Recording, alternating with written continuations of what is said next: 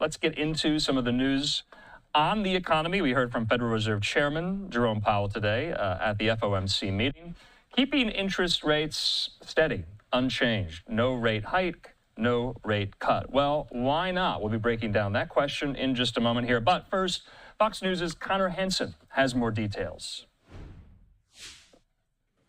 After the latest meeting of the Federal Reserve, Fed Chair Jerome Powell announced the decision not to lower rates. For now, they'll remain at 4.25 to 4.5.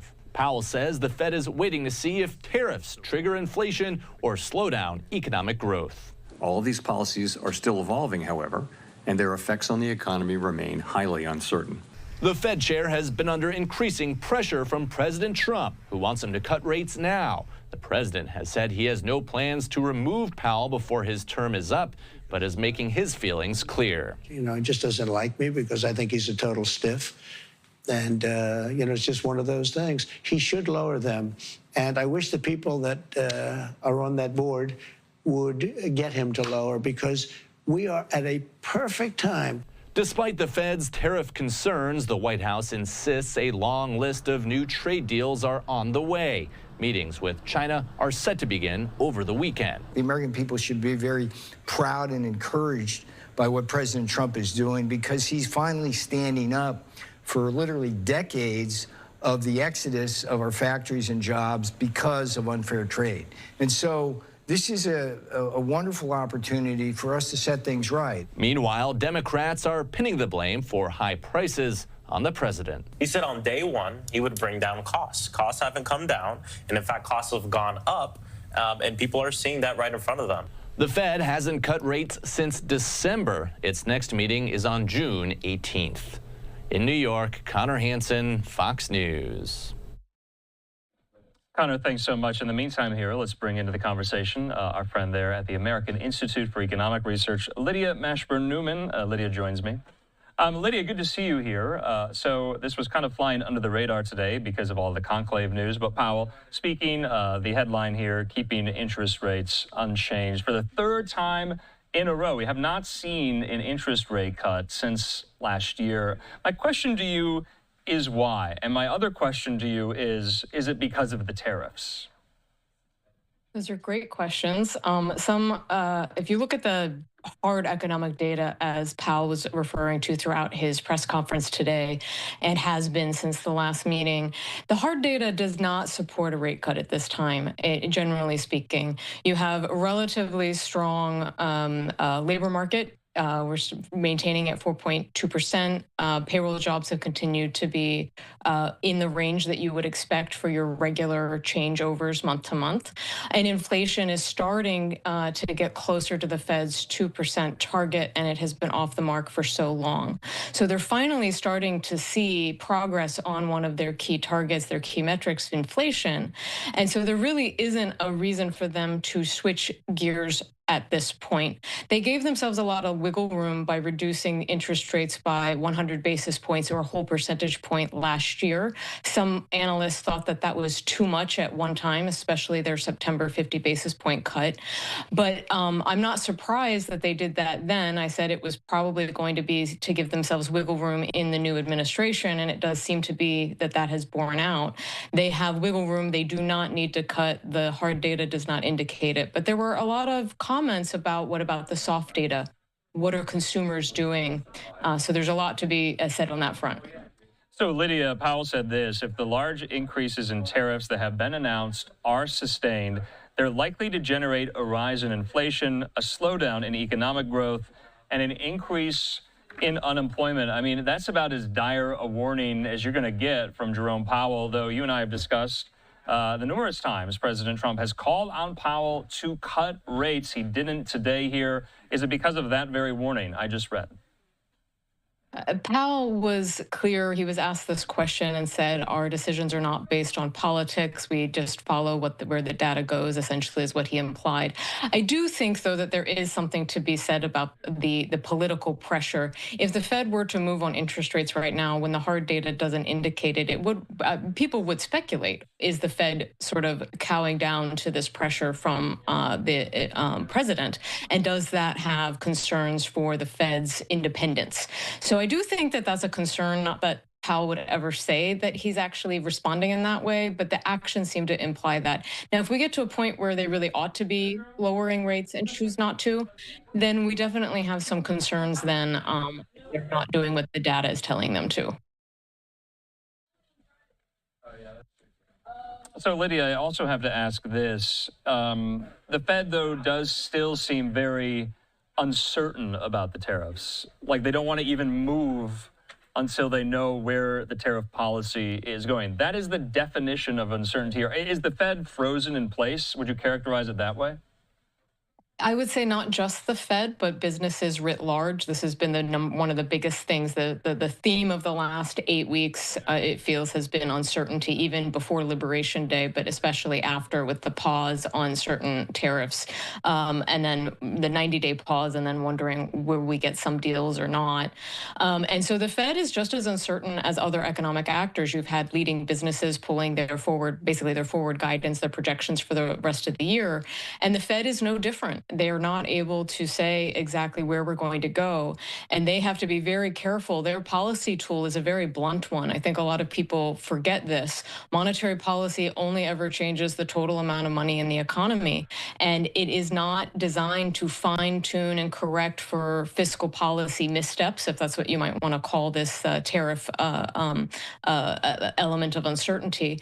And so I think it's important that you would tread carefully, because wasn't too long ago that we experienced the highest inflation we had in 40 years. Yeah. And using the money printing press is a powerful tool, but you have to wield it very, very judiciously. And I think Powell signaled that today. Okay, this is all kind of conditional on the tariff policy. And yes, there's a 90-day pause in place right now as these deals are being negotiated with more than 100 countries. I want to talk about the progress, or maybe lack of progress, on some of these deals.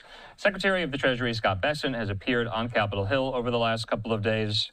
Nydia Velázquez, the Democrat from New York, asked which countries the U.S. is close to striking deals with. Bessent saying it would be detrimental to the interests of the U.S. to answer that question, as the negotiations may still be in process as we speak. So Bessent is asked this question all the time about the progress of the deals, and he deflects. Why? One could take it at face value that it is part of the negotiation. If you start to leak what those negotiations are looking like, you may lose your negotiating advantage. So I do think that he has that probably in mind to a certain extent. These deals do seem to be very somewhat personality driven. The president has indicated that he will be the one to make the final call, and Secretary Bessent reiterated that during his testimony. And so it's been very interesting to sort of watch this component play out. And so we'll see how it goes. Okay, so Lydia, these are more kind of political questions about the Fed itself, but we've talked about them before, and I'm going to pose you because Powell was asked during the meeting today, on remaining in his role past 2026. And also he said today he cannot imagine asking for a meeting with Trump here. I mean, he's going to continue being asked these types of political questions, and at each and every turn he kind of swats them down. He said this: "I've never asked for a meeting with any president, and I never will." What did you make of that answer? That is, I think, Powell leaning into his posturing is probably too strong of a word, but he's leaning into trying to convey this sense of independence, trying to make sure that not just the press and the media and the American public, but also markets know that he is not trying to bend to political pressure in this particular instance. So that seems to be sort of the direction that he is trying to go in. But I think we should be reminded, though, that he's pushing away from that Fed independence component under this administration. But under the Biden administration, the Fed chose to take actions that led to very high inflation, partially because of some of the, if not direct political pressure, you had a political environment that encouraged keeping monetary looser for longer than it should have been. So I think we should be cautious that the talk of independence, it's like for thee, but not for me, depending on which administration he is in. So something to look into. Yeah, that's interesting here. When is the Fed going to meet next, and what do you think is going to happen? They're meeting again in June, and markets had hoped that they could potentially get up to 100 basis points again of cuts by the end of this year. But I think Powell tried to kind of put a dampening on that.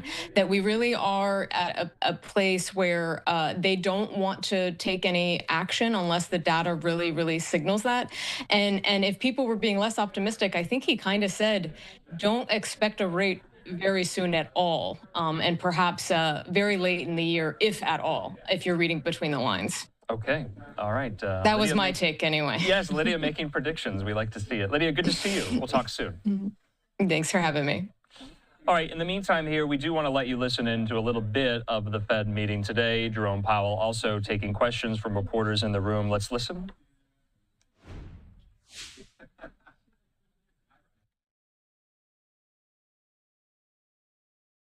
Maximum employment and stable prices for the benefit of the American people. Despite heightened uncertainty, the economy is still in a solid position. The unemployment rate remains low, and the labor market is at or near maximum employment. Inflation has come down a great deal, but has been running somewhat above our 2% longer run objective. In support of our goals, today the Federal Open Market Committee decided to leave our policy interest rate unchanged. The risks of higher unemployment and higher inflation appear to have risen, and we believe that the current stance of monetary policy leaves us well positioned to respond in a timely way to potential economic developments. I will have more to say about monetary policy after briefly reviewing economic developments. Pardon me. Following growth of 2.5% last year, GDP was reported to have edged down in the first quarter, reflecting swings in net exports that were likely driven by businesses bringing in imports ahead of potential tariffs.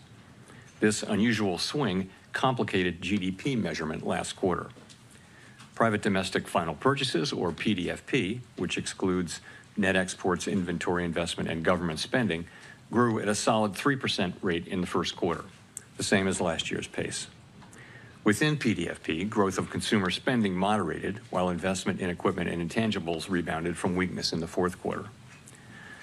Surveys of households and businesses, however, report a sharp decline in sentiment and elevated uncertainty about the economic outlook, largely reflecting trade policy concerns.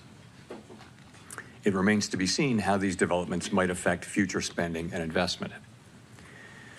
In the labor market, conditions have remained solid. Payroll job gains averaged 155,000 per month over the past 3 months. The unemployment rate at 4.2% remains low and has stayed in a narrow range for the past year. Wage growth has continued to moderate while still outpacing inflation. Overall, a wide set of indicators suggest that conditions in the labor market are broadly in balance and consistent with maximum employment. The labor market is not a source of significant inflationary pressures. Inflation has eased significantly from its highs in mid-2022, but remains somewhat elevated relative to our 2% longer run goal. Total PCE prices rose 2.3% over the 12 months ending in March. Excluding the volatile food and energy categories, core PCE prices rose 2.6%. Near-term measures of inflation expectations have moved up, as reflected in both market and survey-based measures. Survey respondents, including consumers, businesses, and professional forecasters, point to tariffs as the driving factor. Beyond the next year or so, however, most measures of longer-term expectations remain consistent with our 2% inflation goal. Our monetary policy actions are guided by our dual mandate to promote maximum employment and stable prices for the American people.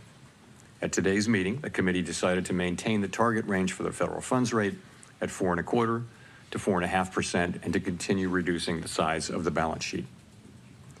The new administration is in the process of implementing substantial policy changes in 4 distinct areas: trade, immigration, fiscal policy, and regulation. The tariff increases announced so far have been significantly larger than anticipated. All of these policies are still evolving, however, and their effects on the economy remain highly uncertain. As economic conditions evolve, we'll continue to determine the appropriate stance of monetary policy based on the incoming data, the outlook, and the balance of risks. If the large increases in tariffs that have been announced are sustained, they're likely to generate a rise in inflation, a slowdown in economic growth, and an increase in unemployment. The effects on inflation could be short-lived, reflecting a one-time shift in the price level. It is also possible that the inflationary effects could instead be more persistent. Avoiding that outcome will depend on the size of the tariff effects, on how long it takes for them to pass through fully into prices, and ultimately on keeping longer-term inflation expectations well anchored. Our obligation is to keep longer-term inflation expectations well anchored and to prevent a one-time increase in the price level from becoming an ongoing inflation problem. As we act to meet that obligation, we'll balance our maximum employment and price stability mandates, keeping in mind that without price stability, we cannot achieve the long periods of strong labor market conditions that benefit all Americans. We may find ourselves in the challenging scenario in which our dual mandate goals are in tension. If that were to occur, we would consider how far the economy is from each goal and the potentially different time horizons over which those respective gaps would be anticipated to close. For the time being, we're well positioned to wait for greater clarity before considering any adjustments to our policy stance. At this meeting, the committee continued its discussions as part of our 5-year review of our monetary policy framework. We focused on inflation dynamics and the implications for our monetary policy strategy. Our review includes outreach and public events involving a wide range of parties, including Fed Listens events around the country and a research conference next week.